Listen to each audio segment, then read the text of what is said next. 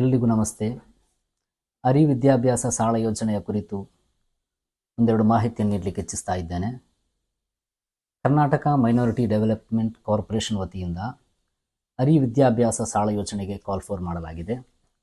ಅರಿ ವಿದ್ಯಾಭ್ಯಾಸ ಸಾಲ ಯೋಜನೆಯು 23/5/2025 ಕೊನೆಯ ದಿನಾಂಕವಾಗಿತ್ತು. ಆದರೆ ಅದನ್ನು ಸರ್ಕಾರವು ವಿಸ್ತರಿಸಿ ಈಗ 31/5/2025 ತನಕ ಕಾಲಾವಕಾಶವನ್ನು ನೀಡಿದ್ದಾರೆ.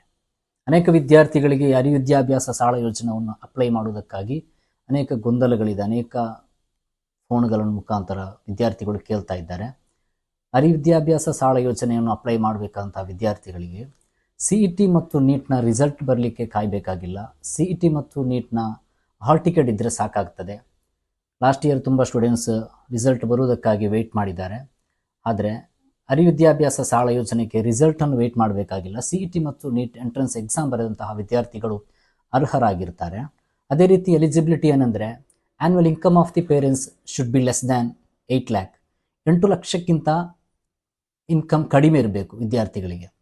ಅದೇ ರೀತಿ ಆಧಾರ್ ಕಾರ್ಡ್ ಬೇಕು. ಡಾಕ್ಯುಮೆಂಟ್ರಿಗಳು ಯಾವುದೆಲ್ಲ ಬೇಕಂದರೆ ಆಧಾರ್ ಕಾರ್ಡ್ ಬೇಕು, ಇನ್ಕಮ್ ಸರ್ಟಿಫಿಕೇಟ್ ಬೇಕು, SSLC ಮತ್ತು PUC ಮಾರ್ಕ್ಸ್ ಕಾರ್ಡ್ ಬೇಕು, ಆಮೇಲೆ ಸೆಲ್ಫ್ ಡಿಕ್ಲರೇಷನ್ ಅಂತ ಬೇಕು. ಸ್ಟೂಡೆಂಟ್ಸಿದ ಮತ್ತು ಪೇರೆಂಟ್ಸಿದ ಅದು ವೆಬ್ಸೈಟಲ್ಲಿ ನಿಮಗೆ ಡೌನ್ಲೋಡ್ಸ್ ಮಾಡಿ ಅದನ್ನು ನೀವು ಅಪ್ಲೋಡ್ ಮಾಡ್ಬೋದು.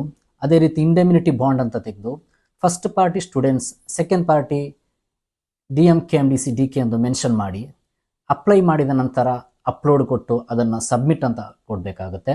31/5/2025 ಕಾಲಾವಕಾಶವಿದೆ. ಅಪ್ಲೈ ಮಾಡದ ವಿದ್ಯಾರ್ಥಿಗಳೆಲ್ಲರಿಗೂ ಅರಿ ವಿದ್ಯಾಭ್ಯಾಸ ಸಾಲ ಯೋಜನೆಗೆ ಅಪ್ಲೈ ಮಾಡಬಹುದು. ಅದೇ ರೀತಿ ಅರಿ ವಿದ್ಯಾಭ್ಯಾಸ ಸಾಲ ಯೋಜನೆಯಲ್ಲಿ ಏನಾದರೂ ಗೊಂದಲಗಳಿದ್ದರೆ, ಅಪ್ಲೈ ಮಾಡುವುದಕ್ಕಾಗಿ ಏನಾದರೂ ಮಾಹಿತಿಯ ಕೊರತೆ ಇದ್ದರೆ ನಮಗೆ ಕಾಲ್ ಮಾಡಬಹುದು. ನಾನು ಇಲ್ಲಿ ನನ್ನ ನಂಬರನ್ನು ಮೆನ್ಷನ್ ಮಾಡಿರ್ತೇನೆ. ಅದೇ ರೀತಿ ಹೆಚ್ಚಿನ ಮಾಹಿತಿಗಾಗಿ ನಮಗೆ KMDC ಕರ್ನಾಟಕ ಮೈನಾರಿಟಿ ಡೆವಲಪ್ಮೆಂಟ್ ಕಾರ್ಪೊರೇಷನ್ನ ಆಫೀಸರ್ಸ್ನ ಮುಖಾಂತರ ನಿಮಗೆ ಮಾಹಿತಿಯನ್ನು ಪಡೆದು ಕೊಡ್ತೇನೆ.